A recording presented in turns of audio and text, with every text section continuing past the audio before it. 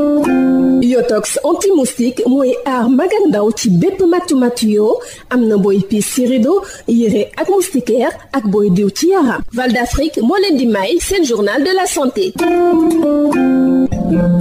daldi nag jàmm màggalu Touba dinañu ko amal ci weeru septembre moo tax réunion bi njëkk tëgg nañu ko ca Touba secteuru santé bi bokk na ci li leen gën a yitteel ci wàccaayu boobule événement tuuti sey. màggalu Touba édition 2023 ci biir nawet lañ ko fas yéenee amal tax na ba kilifa yi jël matuwaay yi war ngir organisation bu mucc ayib ndaje mu njëkk bi nga xam ni amal nañ ko ngir waajal xew-xew bi sous-préfet bu Ndam moom moo ko jiite woon wàllu wér-gu-yaram bokk na ci lu yaatu lu ñu waxtaanee Babacar Ibrahima. ñetti at yi ñu génn nag li ñu jàppoon mooy màggal dañ ko doon def ci jamonoy bu xat dafa tombé ak li ñuy wax Covid-19 boobu nag moo taxoon saa yu ñu daan def réunion yu mel nii ñu jël li nga xamante ne bi mooy wér-gu-yaram ne gaa lépp priorité la ci màggal gi waaye priorité bi gën a mat moo doon wàllu wér-gu-yaram looloo tax ñetti at yi yëpp santé moo nekkoon ci kaw waaye comme yàlla dogal nañu ak ñaanu suñu kilifa yu baax yi ak borom bés bi nga xamante ne bi moom lañu moo ñu fi tax a daje ñetti at yëpp saa yu ñu ko màggalee lim bi dafay wàññeeku tey nag mu nekk suñu gannaaw.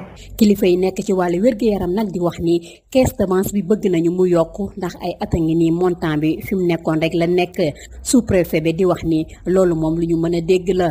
waaw loolu de dama jàpp ne càkkuteef gu war la te tamit bu war a mën a nekk la ndax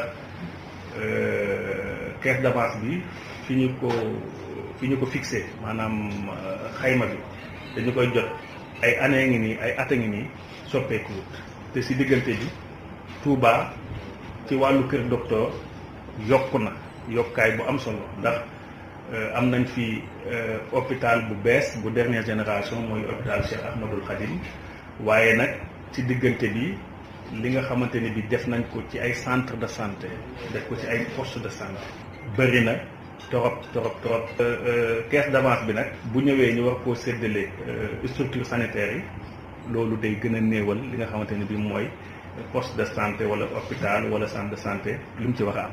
kilifa yi nekk ci wàllu wér-gu-yaram tamit nee nañ dinañ def seen kéemtalaay kàttan ba lu jëm ci wàllu prévention it ñu taxawu ci anam yu mucc ayib tuuti say Mbàkke Sud FM. Organisation mondiale de la santé ak Fonds mondial de lutte contre le sida tuberculose ak paludisme signé nañu ab déggoo bu bees boo xam ne ñu ngi ko taxawal ngir gën a ñoŋal suñu système de santé fexe ba ñu gën a mën a jàkkaarloog yenn njombe yi ci wàllu wér-gu-yaram cadre boobu nag bëgg nañu ko wëyal ci diiru juróomi at ab tëralin boo xam ne mu ngi méngoog stratégie bu Fonds mondial 2023-2028 ak programme général boo xam ne moo ŋànk bépp liggéey boo xam ne OMS mu ngi koy def ngir fexe ba wér-gu-yaram doon yitey réew yi te képp koo xam ne da ngay dund rek mën ci jëriñu mbokk déglukat yi fii la ñu yem ak yéen ñu yendoog jàmm. Yotox anti-moustique mooy aar mag ak ndaw ci bépp matu yoo am na booy piis ci rido yére ak moustiquaire ak booy diw ci yaram. Val d'Afrique moo leen doon may seen journal de la santé.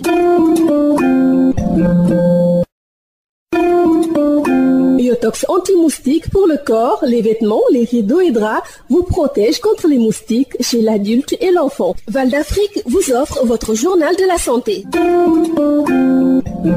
Bonjour chers auditeurs, le Magal de Touba est prévu en septembre prochain. La première réunion préparatoire s'est tenue à Touba. Le secteur de la santé a été parmi les préoccupations toutisseï. Le Grand Magal de Touba édition 2023 est prévu en plein hivernage et pour une bonne organisation, des dispositions sont prises par les autorités. La première réunion préparatoire a été présidée par le sous-préfet de Ndam. La santé est parmi les secteurs prioritaires, nous dit Babacar Ibrahima. Les trois éditions passées, nous avions donc organisé le Grand Magal dans un contexte assez particulier. C'était le contexte de la pandémie de la maladie à coronavirus. Le médecin CEP a plutôt donné de fortes suggestions pour qu'on ne puisse pas considérer que comme nous avons donc derrière nous la pandémie donc à coronavirus, qu'on puisse quand même lâcher du lest. Aujourd'hui aussi, nous devons quand même maintenir le dispositif donc de respect donc des gestes barrières Parce que vous savez, donc, l'affluence est toujours un facteur de propagation de certains virus. La COVID-19 est derrière nous, mais le secteur de la santé constitue encore une fois une priorité. Les autorités sanitaires ont par ailleurs plaidé pour une augmentation de la caisse d'avance. Selon le sous-préfet, cette doléance se justifie. C'est une doléance que nous, personnellement, nous appuyons fortement parce que tout simplement, c'est un montant qui n'a pas évolué depuis plusieurs années. Donc nous avons un nouvel hôpital, donc l'hôpital Cheikh Ahmadoul Khadim. Mais en plus de cette infrastructure-là, nous avons beaucoup de centres de santé et énormément de postes de santé. Le maire nous a fait part de l'ouverture prochaine de 5 postes de santé, plus les autres postes de santé que la mairie a réalisés. Donc c'est une demande légitime que la caisse d'avance puisse être revue à la hausse. Les autorités médicales ont également décidé de prendre toutes les dispositions dans le cadre de la prévention.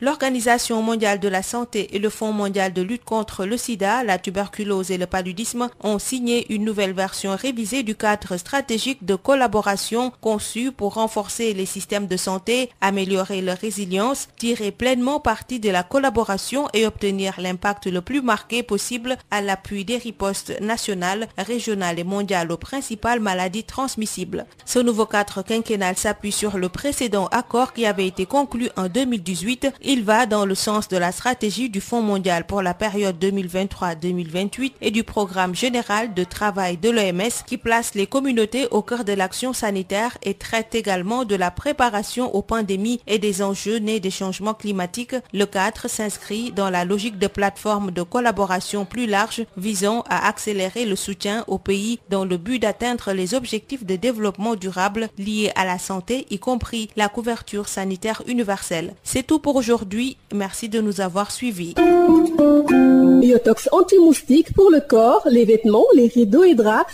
vous protège contre les moustiques chez l'adulte et l'enfant. Val d'Afrique vous a offert votre journal de la santé.